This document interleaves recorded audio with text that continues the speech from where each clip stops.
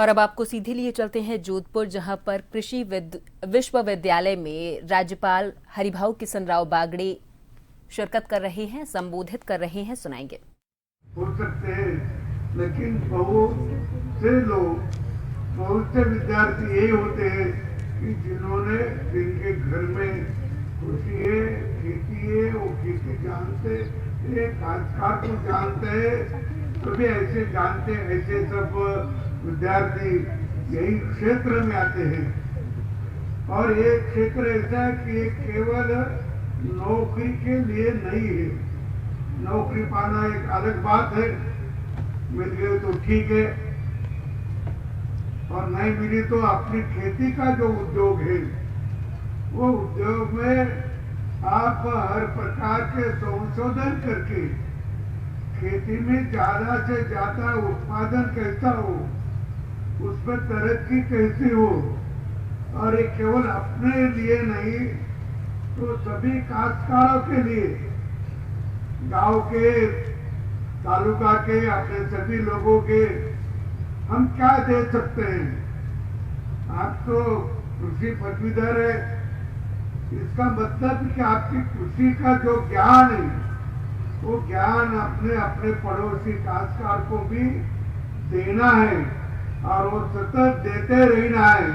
यही इसका मतलब है, इसका उद्देश्य है। आप दो या न दो, लेकिन उसका उद्देश्य यही है। और आप भी खेती में रुचि लो। इसीलिए तो ये जो कौशल्य की कुछ बात करते हैं, कौशल्य शिक्षण का, ये भी एक कौशल्य शिक्षण है।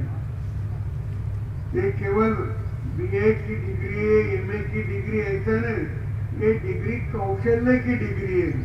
इंजीनियर होते हैं, डॉक्टर होते हैं, तो वैसे ये कृषि क्षेत्र की पदवी प्राप्त करना, ये कौशल्य आपको यहाँ पढ़ाया गया है, और उसके आपने दिलचस्पी लिया तो आपके देश का विकास में आप भागीदार भी हो सकते हैं। और भागीदार होना, इसीलिए आपने वो डिग्री दी है। मुझे याद है कि अपन जब स्वतंत्र हुए, जब अपने पास तो जितनी लोक संख्या थी, उसके लोक संख्या को अपन अनाज पैदा नहीं कर सकते थे।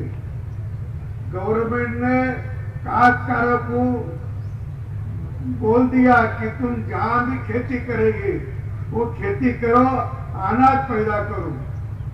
तो इससे भी अपने को अनाज नहीं मिलता था। बहुत बाहर के देशों से अपन अनाज लाते थे। विद्यार्थियों को पता नहीं होगा, लेकिन उनके माँ बाप को जरूर पता होगा, उनके ग्रैंडफादर को जरूर पता होगा कि आपने क्या क्या खाया। वो मिलो खाया, मिलो। मिलो का मतलब लाल ज्वारी होती है, लाल ज्वारी। और अपने यहाँ नहीं पैदा होती थी, वो अमेरिका से लाते थे। और आजकल के बच्चों ने उसकी रोटी देखी तो बोलेंगे बाप रे, मेलो मर गया मैं अभी ये खा के। ऐसी वो लाल रंग की रोटी लोग खाते थे, क्योंकि अपने पास अनाज नहीं था। लेकिन भारत के कृषक ने, भारत के काश्तकारों ने मेहनत की, कर्जा लिया, कर्जा लेकर बावड़ी खोदी, बोर खोदे, और उससे अपना अनाज का भंडार इतना भर दिया, इतना भर दिया कि आप अनाज बाहर देशों को आप निर्यात करते हैं। जब अपने 33 करोड़ लोगों को भी अनाज अपने को मिलता नहीं था, 33 करोड़ लोगों को, आज 140 करोड़ लोगों को अनाज अपन काश्तकार देता है, और वो भी ज्यादा होता है तो बाहर भेजना पड़ता है, या लोगों को फ्री बांटना होता है। आप फ्री बांटते ना, सरकार क्यों बांटते, क्या करोगे? काश्तकारों से खरीदी करो और फिर बांटो, फ्री बांटो, क्योंकि रख कर क्या करोगे? ऐसा इतना अनाज हमने पैदा किया वो पैदा करने का दायित्व अपने काश्तकारों ने निभाया। आप तो काश्तकारों के सभी वारसदार है, वंशज है, और आपने वो कृषि का पदवी भी अपने धारण किए। इसीलिए मैं आपसे एक गुजारिश करूंगा, आपके ज्ञान का उपयोग लोगों को हो जाए, खुद को हो जाए, और देश को और समाज को भी हो जाए। मैं ये आपसे निवेदन करता हूँ कि दीक्षांत समारोह का उद्देश्य केवल उपाधियां प्रदान करना नहीं है, बल्कि विद्यार्थियों का उनके दायित्व, समाज के प्रति उनकी जिम्मेदारियों को और भविष्य को चुनौतियां के लिए तैयार करने का अवसर है। चुनौतियां, आप डिग्री ली तो आपके पास आप इतना यहाँ पढ़े लिखे होंगे, आपने अभ्यास किया होगा, ज्ञान मिलाया होगा, तो आपके आयुष्य में कोई भी चुनौती आ जाए उसका हल करने की शिक्षा आपने यहाँ प्राप्त की, ऐसा मैं समझता हूँ।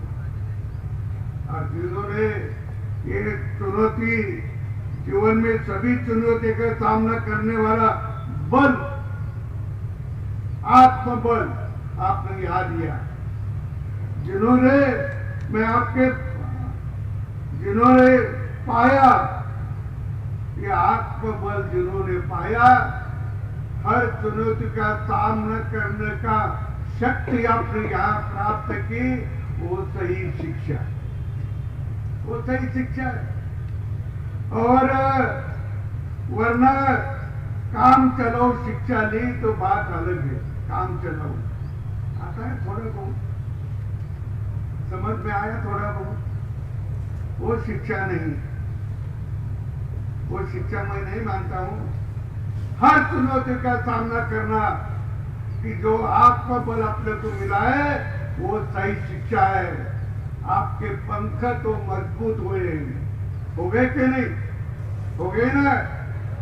नहीं हुए तो वो तो नहीं उड़ सकेगा, वो यही रहेगा, नीचे रहेगा।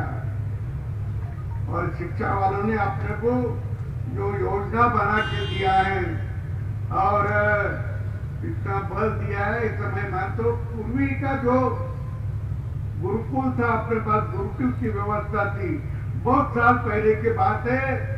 आपने पढ़ा होगा, नहीं पढ़ा हो तो पढ़ो। गुरुकुल की व्यवस्था क्या थी?